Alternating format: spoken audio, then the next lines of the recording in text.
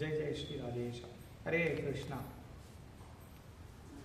सद्गुरु नारायण तीर्थ की जय। இப்போ நம்ம வரகூர் க்ஷேத்திரம் வந்திருக்கோம்.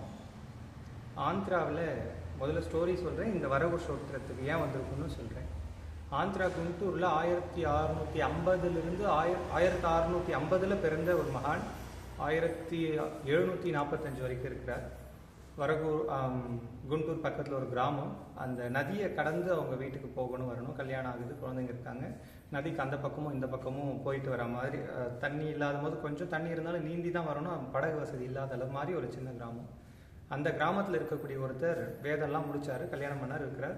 இந்த நதியை கடந்து வரத்துக்கு அவங்க மனைவி அந்த நதிக்கரை வரைக்கும் வந்து வழி அனுப்ப வராங்க. அம்மா அப்பாலாம் இல்லை, மனைவி குழந்தைங்க மட்டும்தான். அவங்க வழி அனுப்ப வராங்க. வழி அனுப்ப வரும்போது நீரோட்டம் திடீர்னு அதிகமாகி காற்றாட்டு வெள்ளமாக மாறி இழுத்துட்டு போகுது. இழுத்துட்டு போகும்போது சரி சன்னியாசம் எடுத்தால் மோட்சமாச்சுன்றதுனால இழுத்துட்டு போகும்போது ஆபத் சன்னியாசம் கேட்குறாரு. ஏன்னா வீட்டார் சம்மதம் இல்லாமல் சன்னியாசம் எடுக்கக்கூடாதுனால அவங்க மனைவி கிட்ட கேட்குறாரு, நான் சன்னியாசம் எடுத்துகிட்டு போகிறேன், எனக்கு சம்மதம் கொடு அப்படின்றாரு. ஏன்னா அதோடு போக போகிறோம், சன்னியாசம் எடுத்துட்டாவது போவோமே, இறக்கிறதுக்கு முன்னாடியாவது சன்னியாசம் எடுத்துருன்றதுனால கேட்பாரு. ஆபத் சன்னியாசத்துக்கு அவங்க மனைவியும் சரின்னு சொல்லிடுவாங்க. அவங்க சரின்னு சொன்ன வார்த்தை முடியறதுக்குள்ளவே நீரோட்டம் நின்று போயிடும். அவர் ஏறி அந்த பக்கம் கரைக்கு போயிடுவார். திரும்பி வாங்கன்னு இந்த அம்மா கூப்பிடுவாங்க. அம்மா சன்னியாசம் கொடுத்த பிறகு திரும்பி ஊருக்கு வரக்கூடாது, நீ நான் இந்த ஆத்தோடு போயிட்டேன்ற நினைப்போடு எனக்கு சன்னியாசம் கொடுத்துட்டேன், என்னுடைய புருஷன் இல்லைன்ற நினைப்போடு நீ திரும்பி வீட்டுக்கு போன்னு சொல்லி இந்த பக்கம் வந்துடுவார். அங்கே குண்டூர்லேருந்து அந்தந்த கிராமங்களில் ஒவ்வொரு கோயிலாக இருந்து திருப்பதி பெருமாள் கோயிலுக்கு வருவார். பாலாஜி சந்நிதியில் வந்து அங்கேயே இருக்கிறார், சாப்பிட்றாரு பிரசாதம். இப்போ இருக்கிற மாதிரி இல்லை, இப்போ இந்த கோயிலில் நாங்கள் நின்றுட்டு இருக்கிற மாதிரி அப்போ ஏகாந்தமாக இருந்த கோயில் 1650களில். அவர் பாட்டு ஒரு தூணில் சாஞ்சி உட்காந்துருக்காரு. வந்தார், பக்கத்தில் ஒரு பையன், குட்டி பையன் வந்தான். வந்து உட்காந்து அப்படியே இவரை பார்த்தான். பிரசாதம் சாப்பிட்றீங்களாண்ணா அப்படின்னா. இல்லை கண்ணா நீ சாப்பிடு அப்படின்னாரு. சரி அப்படின்னு நேராக உள்ளே போனான். எந்த திருப்பதி பெருமாள் கோயில் உள்ள நேராக போனான். போனதும் ஒரு ஒரு மேல் வஸ்திரம் கீழ் வஸ்திரம்னு துண்டு மாதிரி பிராமணர்கள் போடுவாங்க இல்லைங்களா, அந்த வஸ்திரம் நிறைய முறுக்கு, அடை, சீடை, என்னென்ன ஸ்வீட் பலகாரம் உண்டோ மொத்தத்தையும் கொண்டு வந்தான். சாப்பிட்றீங்களா? இல்லை, முழுக்க சாப்பிட்டான். மறுபடியும் துண்டை உதறினான். மறுபடியும் உள்ளே போனான் குழந்தை. மறுபடியும் வந்து சக்கரை பொங்கல், வெண்பொங்கல் எல்லாம் வந்து இலை வச்சு தனித்தனியாக மேலே அடுக்கடுக்காக வச்சு எடுத்துகிட்டு வந்து முழுக்க சாப்பிட்டேன். இவர் கொஞ்சம் விசித்திரமாக தோணுச்சு. ஏன்னா சாப்பிட வேண்டியதுதான், எல்லாரும் சாப்பிட்றாங்க, நீங்கள் சாப்பிட்றீங்க, நான் சாப்பிட்றேன், நான் நிறையவே சாப்பிட்றேன், சாப்பிட வேண்டியதுதான். இவ்வளோ ஆர்வமாக அதிகமாக சாப்பிடக்கூடாது அப்படின்றது தோணுது. வேதத்தில் அப்படி தானே சொல்லியிருக்கு. பசின்னு ஒரு வியாதி, அதுக்கு உணவுன்னு ஒரு மருந்து, அவ்வளோதான். சாப்பாடு பொறுத்த வரைக்கும் 3 வேளை பசின்னு ஒரு வியாதி வருது, 3 வேளை உணவுன்னு ஒரு உணவு சாப்பிட்றீங்க, அவ்வளோ மருந்து சாப்பிட்றீங்க. அதுக்கு மேலே ஸ்நாக்ஸு, சைடில் டீ, காஃபி எல்லாம் சாப்பிடக்கூடாதுன்றது இதில் இருக்குது. இவர் இதை பார்த்துட்டு ஆச்சரியமாக பார்த்து குழந்தைய கேட்குறேன், கண்ணா இவ்வளோ சாப்பிட்றியாடா அப்படின்னா. இந்த குழந்தை திருப்பி கேட்குறேன், என்ன பார்க்குற அப்படின்னு. இல்லைடா இவ்வளோ வேகமாக சாப்பிட்றியே அப்படின்னா. சரி அதெல்லாம் விடு. அதாவது அவர் கேட்குற கேள்விக்கு இவர் பதில் இல்லை. இவர் பெரியவர், இப்போ கல்யாணம் ஆகி குழந்தையெல்லாம் விட்டு சாபத் சன்னியாசம் வாங்கிட்டு வந்துருக்கு. இவர் பெரியவர், அவர் ஒரு 8-9 வயசு குழந்தை. அவர் கேட்குறாரு, என்ன தெரியலையா அப்படிங்கிறாரு. என்னடா உனக்கு தெரியலையா கண்ணா அப்படின்றார். என் பையனுக்கு ஏதாவது ஃப்ரெண்டா பாலியை வச்சுருந்ததா அப்படின்றார். இல்லை நீயே நானும் ஒன்றா படிச்சுமே அப்படின்றார். இவர் வயோதிகர், அவர் 8-9 வயசு குழந்தை. எப்படி நாம் 2 பேரும் எப்படி ஒன்றா படிச்சிருக்க முடியும்? நான் சீனியர் ஜூனியர் கூட கணக்கு வராது, எப்படிப்பா படிச்சு அப்படின்னு சொல்லி கேட்குறாரு. அப்படியா, எனக்கு தெரியலையா அப்படின்னு சொன்னோடனே மறுபடியும் உள்ளே போகிறாரு. மறுபடியும் சாப்பிட்றாரு. சரி நான் படித்த கதையெல்லாம் விடு, நான் படித்த கதை. இவ்வளோ வேகமாக சாப்பிட்டுட்டே பேசுறியே, அடைச்சிக்க போகுது, இவ்வளோ அதிகமாக எண்ணெய் பொருளெல்லாம் சாப்பிட்றியே, வயிறு வலிக்க போகுது அப்படின்றாரு. வயிறு வலிக்க போகுதுன்னு சொன்ன உடனே அவர் அந்த குழந்தை கேட்குறாரு, வயிறு வலியா, எனக்கா உனக்கா அப்படின்னு ஒரு வார்த்தை சொல்கிறார். உனக்கான்ற வார்த்தை சொல்லி முடிச்ச உடனே இவருக்கு தாங்க முடியாத வயிறு வலி வந்து அந்த கோவிலையே பிரதட்சணமாக வரார். வயிறு வலியில் துடிச்சு சுற்றி வந்து மூச்சாகி விழுந்துடுறார், மயங்கிடுறார் வயிறு வலி தாங்காமல். அந்த மயக்கத்தில் பகவான் வெங்கடேஷ் குழந்தையாக முதல்ல காட்சி கொடுத்து, அந்த காட்சியிலேருந்து பெரிய வெங்கடேஷ பெருமாளாக காட்சி கொடுத்து அவர் சொல்கிறாரு, என்னை தேடி வா, உனக்கு வந்து இந்த வயிறு வலி சரியாகும் அப்படின்றார். நான் தான் உன்னை தேடி வந்துட்டேனே அப்படின்னு சொல்கிறாரு. அப்புறம் கிட்ட வா, என்னுடைய அபயஸ்தத்தை உன் தலை மேலே வைக்கிறேன் அப்படின்னு, உன் வயிற்று மேலே வைக்கிறேன், உன் வயிறு வலி உடனே சரியாக போயிடும்ன்றார். உடனே இவர் நாராயண தீர்த்த நமஸ்காரம் பண்ணி சொல்கிறாரு, எனக்கு வயிறு வலி சரியாக போகலனாலும் பரவாயில்ல, இதோட ஜென்மம் பூரா இருந்துடுறேன், அந்த அபயஸ்தத்தை என் தலை மேலே வைங்க, என்னுடைய இந்த ஜென்மாந்திர வலி போகட்டும் அப்படின்னு சொல்லிட்டு கேட்குறாரு. அதை சொன்ன உடனே நாராயண தீர்த்தர் அதை சொன்ன உடனேயே அவர் ரொம்ப சந்தோஷப்பட்டு, சரி நீ என்ன பண்ணு, என்னை தேடிக்கிட்டு வா அப்படின்னு சொல்லி அனுப்புகிறார். நாராயண தீர்த்தர் ஒவ்வொரு ஊராக வரார். எங்கள் திருப்பதியிலிருந்து வேலூர் காட்பாடி வழியெல்லாம் வந்திருக்காரு. அந்த பக்கத்துல இருந்து வந்து சிதம்பரம் வந்திருக்காரு, செஞ்சி வந்திருக்காரு. இந்த வழியாக வந்து கும்பகோணம் வழியாக வந்து திருக்காட்டுப்பள்ளின்னு ஒரு ஊர், இங்கேருந்து ஒரு 6 கிலோமீட்டர் இருக்குது. அந்த ஊரில் ஒரு விநாயகர் கோயில் திண்ணையில் படுத்திருக்கார்.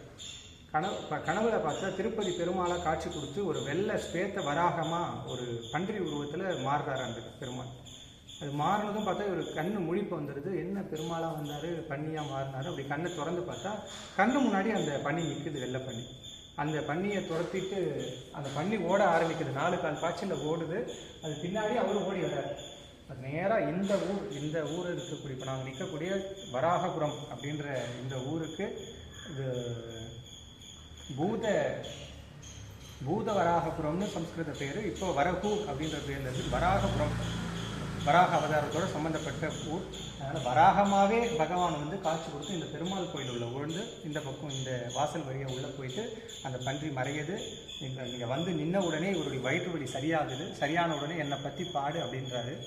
அலையாக பாடுறாரு. அடுத்தடுத்து 100 பாட்டு. ஒரு அலை விழுந்து அந்த விழுந்த அலை மறுபடியும் நீர் உள்ளே இழுக்கிறதுக்குள்ளே அடுத்த அலை. அதுக்கு சம்ஸ்கிருதத்தில் வந்து தரங்கினின்னு பேர். ஒரு அலையாக விழுறதுக்கு பேர் தரங்கினின்னு பேர். கிருஷ்ணலீலா தரங்கினி அப்படின்னு கிருஷ்ணருடைய பாலலீலையை பற்றி பாடுறார்.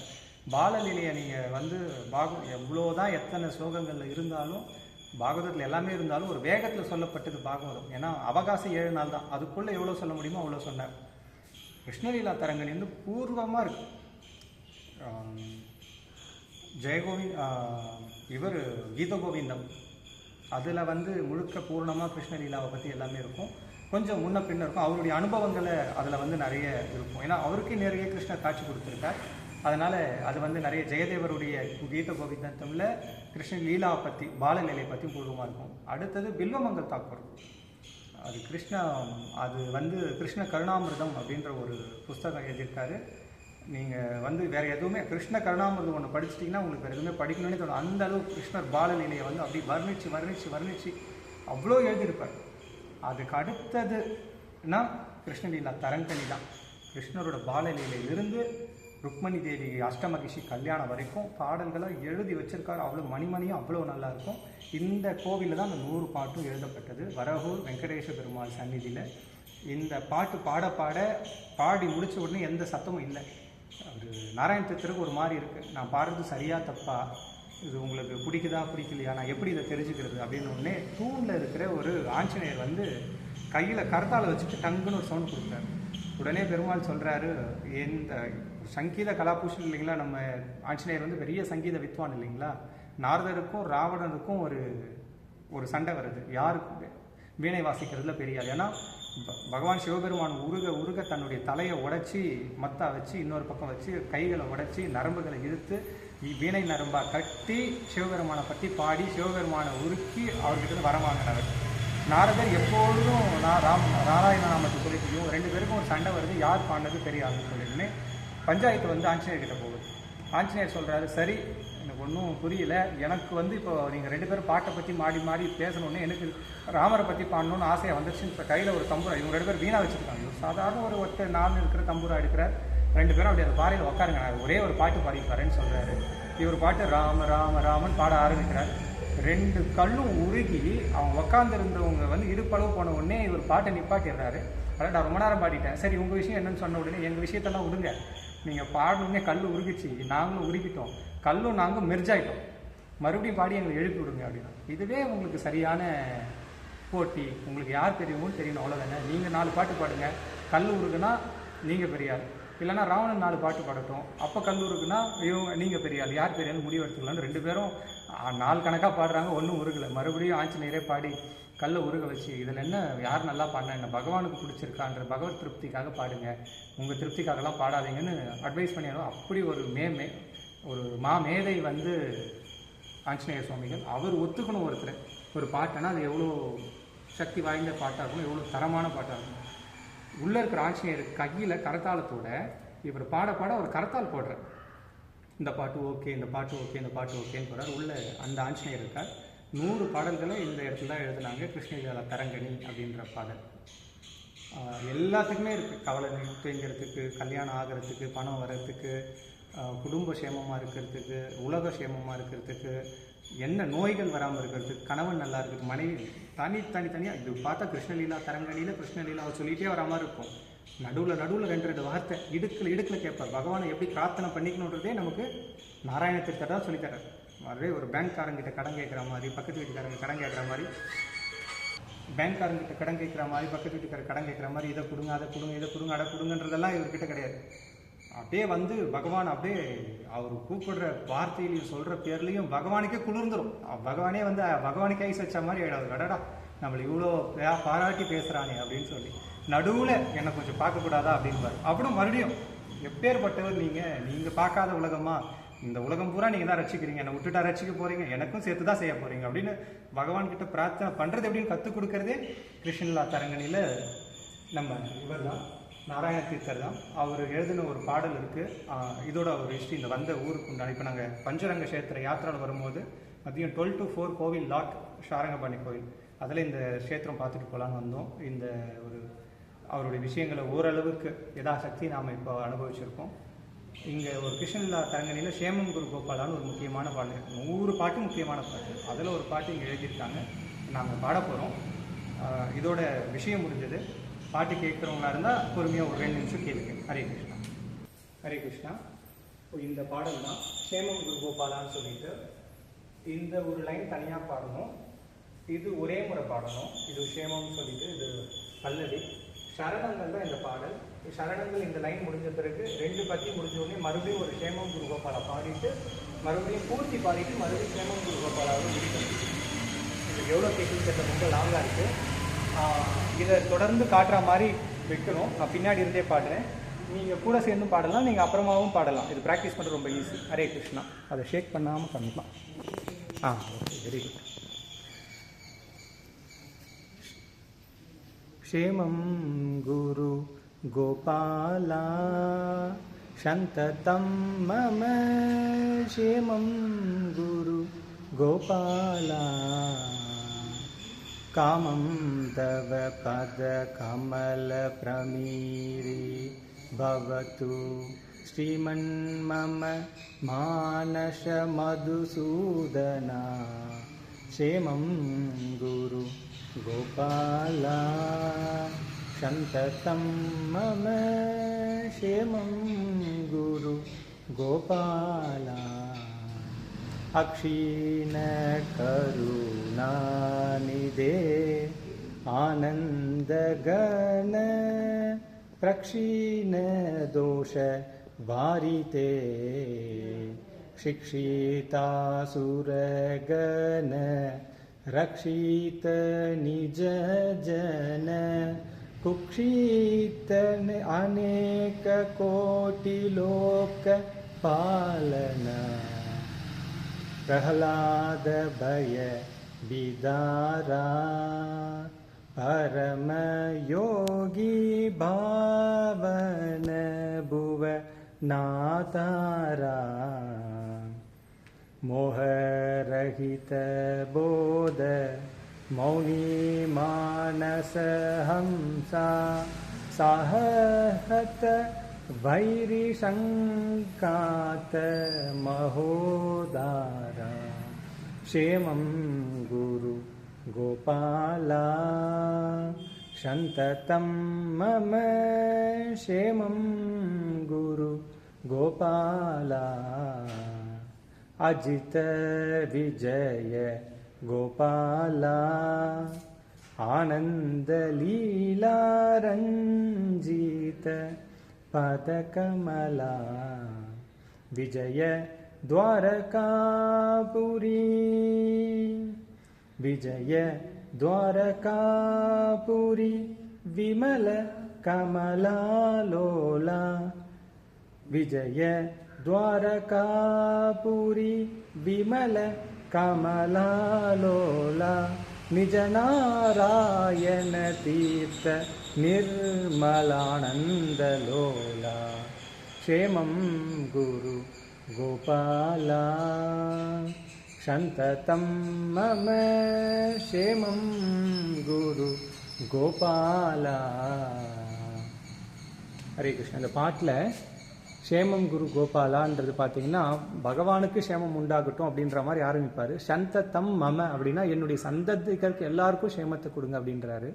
அப்புறம் காமம் தவ பத கமல பிரேமிக்க பவத்து ஸ்ரீமன் மம மானச மதுசூதனா அப்படின்னு சொல்லிட்டு என்னென்ன ஆசைகள் இருக்கோ அது எல்லாத்தையும் உன்னுடைய பாதங்களை நான் சேர்த்துக்கிட்டேன். ஸ்ரீமன் நாராயணனா இருக்கக்கூடிய மதுசூதனனா இருக்கக்கூடிய மது என்ற அரக்கனை அழித்த மதுசூதனன். அந்த மதுசூதன் ஏன்னா நமக்கு ஆசை எப்படி வேணா இருக்கலாம். அதில் மோசமான ஆசைகள் இருந்தால் மதுசூதனன் எப்படி மது என்ற ஒரு அரக்கனை அழித்தாரோ என்னுடைய மோசமான ஆசைகளை அழித்து க்ஷேமத்தை கொடுங்கன்னு அங்கே வராரு. அப்புறம் வந்து அக்ஷீன கருணா நிதே ஒரு அவர் மாதிரி வந்து அக்ஷய பாத்திரம் மாதிரி கருணையை அள்ளி அள்ளி கொடுக்கக்கூடியவர். ஆனந்தகன ரட்சணை தோஷ வாரித்தை எந்த தோஷங்கள் இருந்தாலும் அவங்களுக்கும் ஆனந்தத்தை கொடுக்கக்கூடிய பக்தரா மாறினான்னு சொல்லிட்டு சிக்ஷித சுரகன அதாவது அசுரர்களை சிக்ஷை செய்யறது அவங்களை தண்டிக்கிறவரும் ரட்சித்த நிஜ ஜன எல்லாரையும் வந்து நிஜ ஜனமா நிஜ பக்தர்களா இருக்கிறவங்கள ரட்சிக்கிறவர் இவர் தான். குக்ஷீஸ்த அநேக கோட்டி லோக பாலனா குக்ஷீஸ்தர்னா இந்த ஷாரங்கபாணி மாதிரி இந்த படுத்திருக்கிற நிலையில வந்து பார்க்குறீங்க இல்லைங்களா பெருமாளை அவருடைய நாபி கமலத்திலிருந்து ஒரு பெரிய முடி மாதிரியான ஒரு அம்சத்தில் ஒரு வேர் மாதிரியான அம்சத்தில் பிரம்மால ஒரு அந்த வயிற்றொப்புலேருந்து வரக்கூடிய பகுதிக்கு பேர் தான் குக்ஷிஸ்தம். குக்ஷியிலிருந்து வருது. அதில் அநேக கோடிகளை வச்சு பாதுகாக்கிற நீங்கள் என்னை பாதுகாக்கிறது பெரிய விஷயமா? அந்த அநேக கோடியில் ஒரு ஆள் நான் என்னை தள்ளிட்டு மித்த பெரிய பாதுகாக்க போறீங்க அப்படின்ற மாதிரி அதில். அப்புறம் பிரகலாத பய விதாரா பிரகலாதனுடைய பயத்தை போக்குனவரே. பரம யோகிகளுடைய பாவன புவனாதாரா பரம யோகிகள் வந்து பூஜிக்கக்கூடிய புவன இந்த உலகத்துடைய ஆதாரமாக விளங்கக்கூடியவரே அப்படின்றாரு. மோகன ரகித மௌன மௌனி மணீச சம்ப சாகன ரகித வைரீக சங்கத மதோகர மதோகரன்றது பெரிய வயிறுடையவரே அப்படின்னு சொல்லுறது. உலகம் அழியும் போது எல்லாத்தையும் அவருடைய தன்னுடைய வயிற்றுக்குள்ளேயே எல்லாத்தையும் வச்சுக்கிறாரு. அஜித்த விஜய அஜித் விஜய்ன்னு தோணும். அஜித்த அப்படின்னா ஜித்தனா ஜெயிக்கிறது.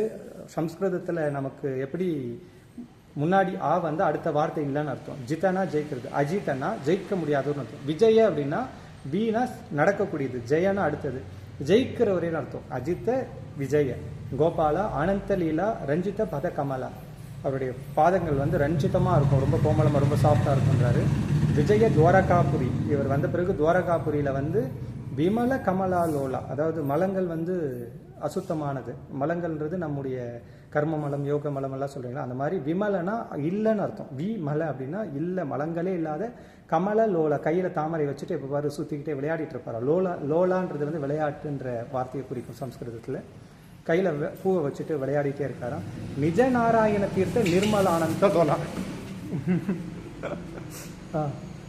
நிஜ நாராயண தீர்த்த அவருடைய நாமத்தை எல்லா பாட்டிலையும் அவருடைய பேர் வரும். நான் உண்மையான நிஜ அப்படின்ற வார்த்தை என்ன சொல்றேன்னா நான் உண்மையான பக்தன்றதுக்காக அந்த நிஜ அப்படின்ற வார்த்தையை சேர்க்கிறார். நிஜ நாராயண தீர்த்தர் இந்த சுவாமியோட பேரு. நிர்மலானந்த லோலா நிர்மலமா அதாவது ஆனந்தம்னா எல்லா விதமான ஆனந்தமும் கிடையாது, எந்த ஒரு குற்றம் குறை இல்லாத ஆனந்தமா எனக்கு கொடுத்து நீ விளையாடு.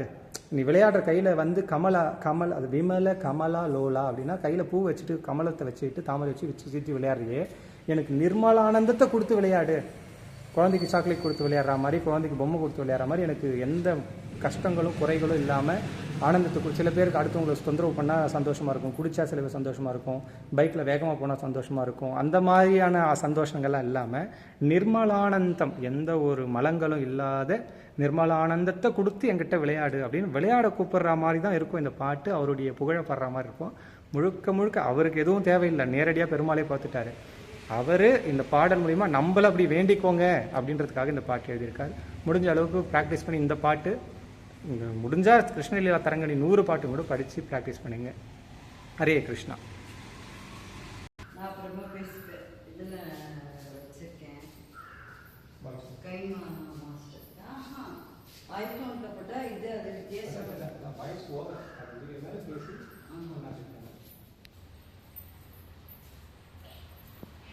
அதுதான் எனக்கு தோணுது.